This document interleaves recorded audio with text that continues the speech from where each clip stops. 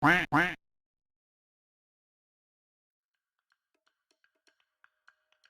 my friends and welcome to a new video. There are 4 things I picked out last week that I found really interesting. CAMMUS is back after some silence with the introduction of their new products and the opening of a warehouse overseas. Of course I assume they mean the US with that, since they tend to forget about Europe.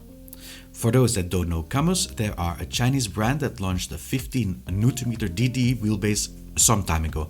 I really have high hopes for this manufacturer, and a few days ago they released not 1 but 2 new wheelbases. The LP8 DDWB is a direct drive wheelbase that generates 8 Nm torque. I am really happy to see another sub 10 Nm direct drive on the market, since that marks a bit the sweet point for me to the amount of force a moderate sim driver can appreciate. So, metal casing with active cooling in the back is about the entire description there is available for this wheelbase. But there is already something really special about this one: its shape. And to be fair, I actually think this doesn't look bad at all. It seems to have a wide base, which is better for stability, and attaching it to a rig. It is compatible with the steering wheels they offer, and you can put some aftermarket rims on it too, using their quick release adapter. Not bad, but yeah, nothing special either. What is special, however, is the other piece of hardware they released. The C5 can be called quite innovative. So it generates a constant torque of 5 Nm and can have peaks between 6 and 7 Nm. Again, no crazy figures here, but what makes it stand out is that it just consists of a steering wheel and a clamp. The servo motor is integrated inside the steering wheel. The advantage of this is that the overall mass is smaller, so the generated force will feel much stronger than we are used to with traditional wheelbases out there. Apart from it being a direct drive, roughly the same power as a Moza R5 or Fanatec DD, 5 Nm, it is also very small compared to any other setup. The wheel diameter measures 28 cm, which is a standard of rims in the sim driving community. It literally will just fit in a backpack easily and can be taken over to a friend's house to race together. Now I have to say, I wouldn't really swap my DGT or CSL DD8 Nm for this, even though the driving experience is in all probability up to par with those wheelbases. I am not a particular fan of the styling of this. It looks like a big chocolate box with a steering wheel around it. But then, I am not the target audience for this wheel. As far as I have seen, the price should be around $279 US, and that, friends, is a hell of a good bargain for a wheelbase like this. It would be a perfect first wheel for starters, people that don't have a large budget but do deserve better than a gear-driven wheelbase, and people that don't have a lot of space, or even for kids. Now, I do need to mention that pedals are not included yet. Even for the likes of Fanatec, this comes in half the price for their unbeatable direct drive ready-to-race offer, which has become my favorite to recommend to people that buy sim driving hardware new.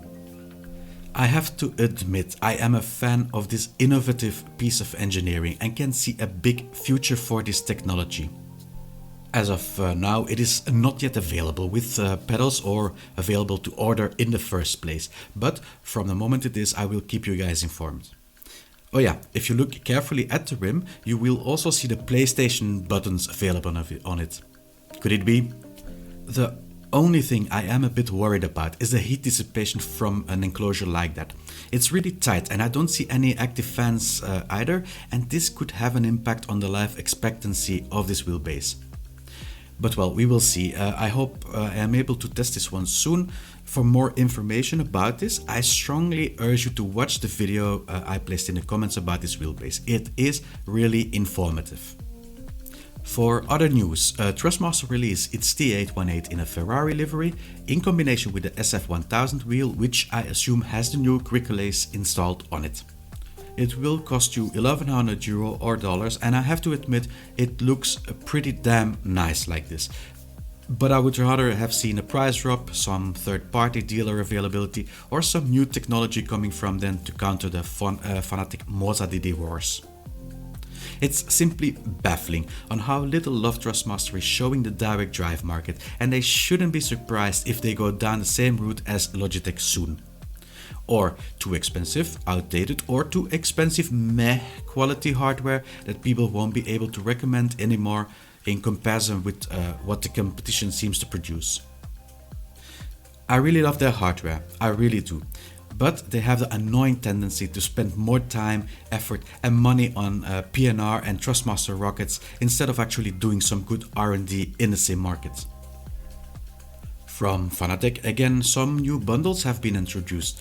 Nothing out of the ordinary, all are very sharply priced and aimed at different segments of the market, with variations of used steering rims and power of the base. I think the most interesting one of the bunch still remains the CSL DD Ready P1 bundle for PC. I like the P1 steering wheel. I don't think the BMW rim offers a €70 improvement over the P1. Still in all, it's good to see this activity. They had a rough time during the pandemic, especially with the launch of their GTDD Pro, the horrible high transfer cost and shortage of the needed electronics, but it seems they are getting on top of their game again. With the Chinese manufacturers pressing hard on the market, they will need to be. Availability date for the most hardware is 3rd of May. If you are planning on buying one, don't wait too long. You know, the supply chain of the German company is still very fragile. The last topic is simdriving.eu.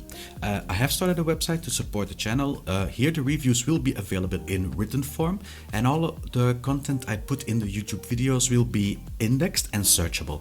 This will help you find information about certain hardware more easy.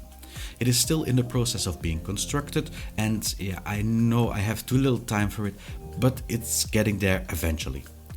For now, I managed to put up all the reviews and create a form where you can upload pictures of your rigs. A last thing is the affiliate page where you can find all the links you can use to donate a tip should you buy new hardware.